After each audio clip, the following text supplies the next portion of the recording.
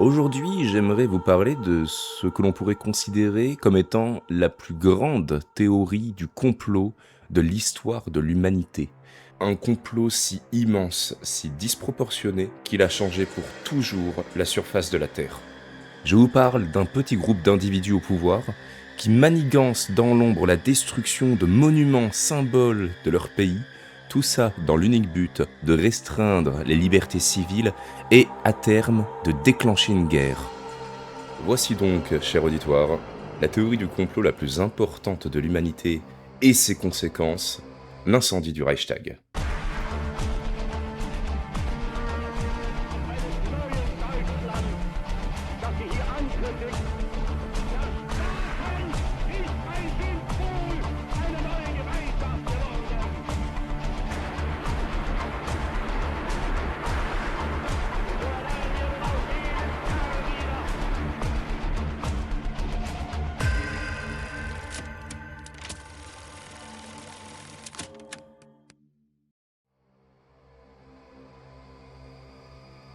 Nous sommes à Berlin, le 27 février 1933. La journée touche à sa fin. C'est une soirée banale, il est un peu plus de 21 heures au poste de police du secteur du Reichstag, lorsque le téléphone retentit. Un passant vient de signaler de la fumée s'échappant du bâtiment qui abrite le Parlement allemand. À ce stade, rien ne laisse présager l'ampleur de l'événement. Les incendies ne sont pas rares dans une capitale comme Berlin. Une patrouille est immédiatement dépêchée sur place, tandis que les pompiers sont immédiatement alertés. Quelques minutes plus tard, les premiers policiers franchissent les importantes portes du bâtiment. L'atmosphère est déjà irrespirable. Une épaisse fumée envahit les couloirs. En progressant dans le bâtiment, les agents découvrent plusieurs foyers d'incendie. Les flammes ne semblent pas provenir d'un unique point de départ. Elles gagnent rapidement du terrain et se propagent en direction de l'hémicycle. Pour les autorités, la priorité devient double: faciliter le travail des pompiers et vérifier que personne ne se trouve encore à l'intérieur du bâtiment. Au cours de leur progression, les policiers aperçoivent une silhouette se déplacer dans les couloirs enfumés. L'homme est presque torse nu, ses vêtements sont couverts de suie, il transpire abondamment malgré la froide soirée berlinoise, et il paraît physiquement épuisé. Les agents l'interpellent. Cette fois, l'individu ne cherche pas réellement à prendre la fuite. Il est rapidement maîtrisé, puis fouillé. Son identité est établie. Il s'appelle Marinus van der Lubbe. Il a 24 ans, ressortissant néerlandais, ancien maçon, connu pour son engagement dans les milieux communistes révolutionnaires. À proximité de son parcours, les policiers découvrent plusieurs objets susceptibles d'avoir servi à allumer les incendies, notamment des chiffons servant de torches improvisées. Conduit hors du bâtiment pendant que les flammes continuent de ravager le Reichstag, van der Lubbe est remis aux enquêteurs. Et dès les premiers interrogatoires, il affirme être l'auteur de l'incendie. Selon ses déclarations, il a voulu accomplir un acte révolutionnaire destiné à provoquer un soulèvement de la classe ouvrière allemande. Il revendique son geste et ne manifeste aucun regret. Pendant ce temps, la situation sur les lieux empire. L'hémicycle est désormais entièrement embrasé. Les pompiers luttent pour empêcher la destruction complète de l'édifice. Très rapidement, les plus hauts dirigeants du nouveau gouvernement arrivent sur place. Et si vous avez bien suivi, vous savez que nous sommes au début de l'année 1933, quelques semaines après la nomination d'un politicien allemand comme chancelier, Adolf Hitler. Et c'est bien lui qui se rend sur les lieux, accompagné de ses adjoints au gouvernement. Hermann Göring d'abord, président du Reichstag et ministre de l'Intérieur, ainsi que Joseph Goebbels, alors Gauleiter de Berlin et député. Avant même que l'enquête ne puisse réellement commencer, ils attribuent publiquement l'incendie à un vaste complot communiste. Pour les policiers présents cette nuit-là, la mission initiale consistait simplement à intervenir sur un incendie. Dans le Reichstag, je vous l'accorde, mais un incendie. En quelques dizaines de minutes, ils viennent sans savoir d'assister à l'un des événements les plus déterminants de l'histoire allemande du XXe siècle. Dans les semaines qui suivent, l'incendie du Reichstag devient le principal argument du nouveau gouvernement pour justifier une répression sans précédent. Pour les nazis, c'est une aubaine. Dès le 28 février 1933, le lendemain, le président Paul von Hindenburg signe, à la demande d'Adolf Hitler, le décret pour la protection du peuple et de l'État, le Reichst... Bon, vous savez lire. Ce texte suspend les principales libertés garanties par la Constitution de Weimar. Liberté de la presse, de réunion, d'association, secret de la correspondance et protection contre les arrestations arbitraires. Tout ça, à la poubelle. Et après, tout s'enchaîne. Des milliers de militants communistes, sociodémocrates, syndicalistes et opposants politiques sont arrêtés. Les perquisitions et les détentions préventives se multiplient dans tout le Reich. Quelques semaines plus tard, le 23 mars 1933, le Reichstag adopte la loi des pleins pouvoirs, qui permet au gouvernement d'Hitler de légiférer sans l'accord du Parlement. En moins de 2 mois, les bases juridiques de la République de Weimar sont méthodiquement démantelées. Et concernant Marinus van der Lubbe, vous savez, celui qu'on a retrouvé à l'intérieur, torse nu, il est traduit devant le tribunal du Reich à Leipzig. Son procès s'ouvre en septembre 1933, aux côtés de plusieurs responsables communistes, dont Georgi Dimitrov. Si van der Lubbe, quant à lui, est reconnu coupable et condamné à mort, les autres accusés sont acquittés, faute de preuves. Et c'est seulement 1 an plus tard, le 10 janvier 1934, que Marinus van der Lubbe sera finalement exécuté à Leipzig, la ville de son procès, par guillotine. Alors, si l'incendie du Reichstag ne crée pas à lui seul la dictature nazie, il fournit au gouvernement d'Adolf Hitler le prétexte qui lui manquait pour démanteler les institutions de la République de Weimar. Grâce au décret dont je viens de vous parler, celui du 28 février 1933, les libertés publiques sont suspendues. Les arrestations massives d'opposants empêchent une partie de la gauche de mener campagne ou même de siéger au Parlement. Dans ce climat de peur, le gouvernement obtient, le 23 mars 1933, l'adoption de la loi des pleins pouvoirs, qui autorise le cabinet d'Hitler à promulguer les lois sans l'accord du Reichstag, y compris lorsqu'elles dérogent à la Constitution. Au cours des mois suivants, tous les contre-pouvoirs disparaissent progressivement. Les syndicats indépendants sont dissous, les partis politiques sont interdits les uns après les autres, les Länder perdent leur autonomie et l'Allemagne devient un État à parti unique. Cette politique de mise au pas soumet l'ensemble de la société allemande au contrôle du régime.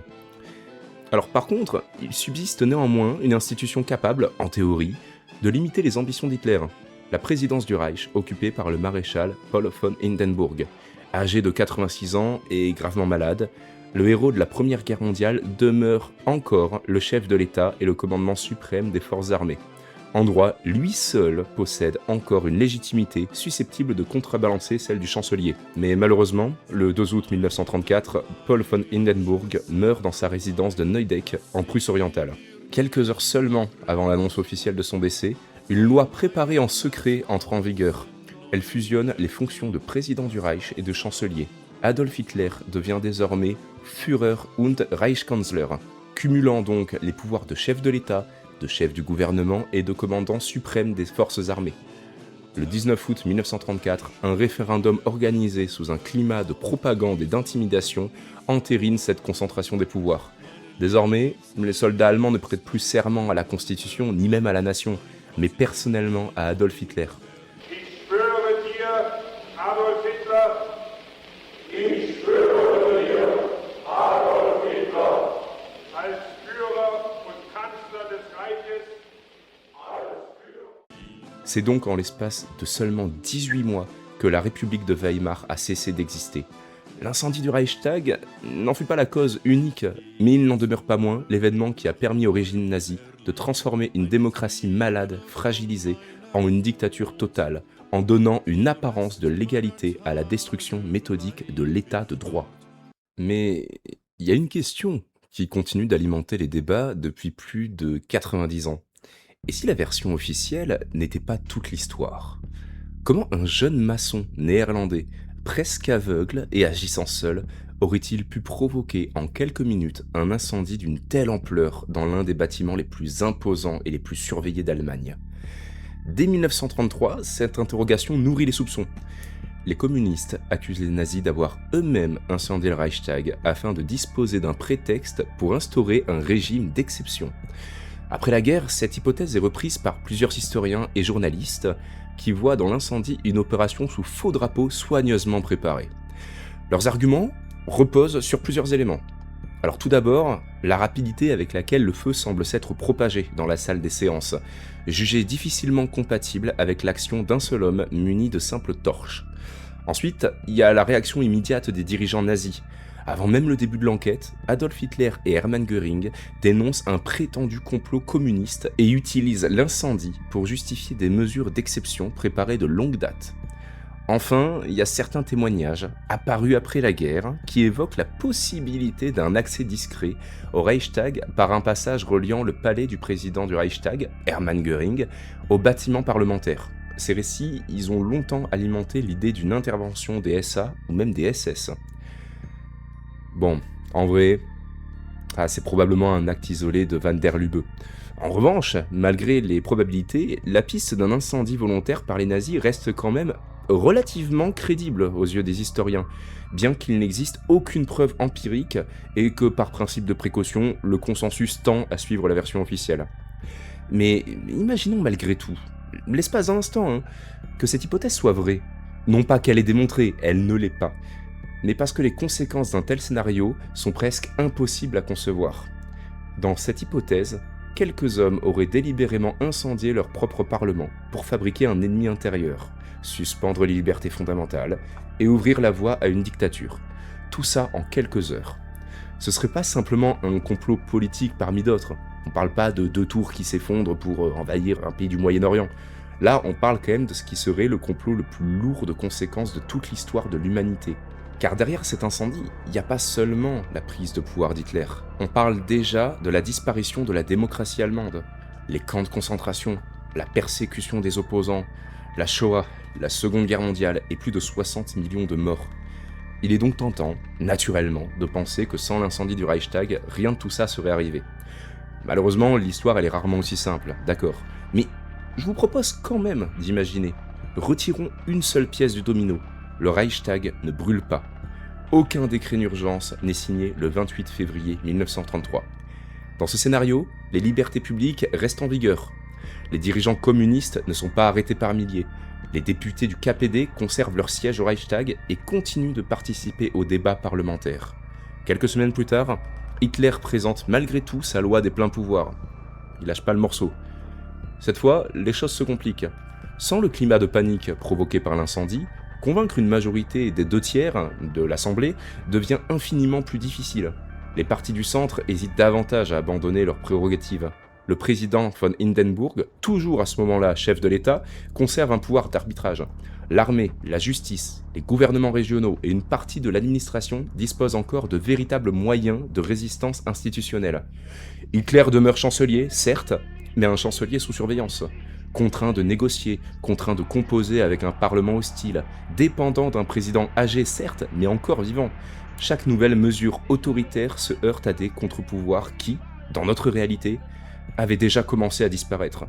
Alors les mois passent, la crise politique s'enlise, les promesses économiques faites par les nazis tardent à produire leurs effets, les tensions au sein de la coalition gouvernementale grandissent, les conservateurs, qui avaient nommé Hitler chancelier et qui pensaient pouvoir l'utiliser, commencent à envisager son remplacement par une personnalité plus consensuelle. Et enfin, lorsque Paul von Hindenburg meurt, en août 1934, Adolf Hitler n'est peut-être plus en position d'absorber la présidence. Sans les pleins pouvoirs, sans la mise au pas des institutions et sans l'élimination préalable de ses adversaires politiques, fusionner les fonctions de président et de chancelier, ça devient presque impossible. En conséquence, le Troisième Reich n'existe jamais.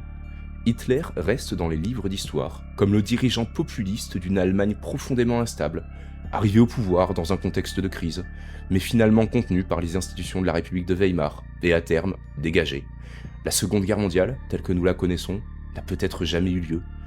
Alors évidemment, ce scénario c'est une possibilité parmi d'autres, mais il rappelle quand même une chose.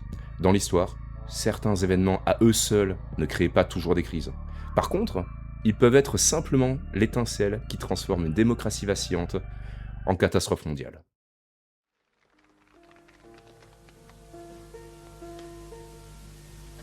Wenn mal mein Herz unglücklich liegt, ist es vor Kummer unsagbar.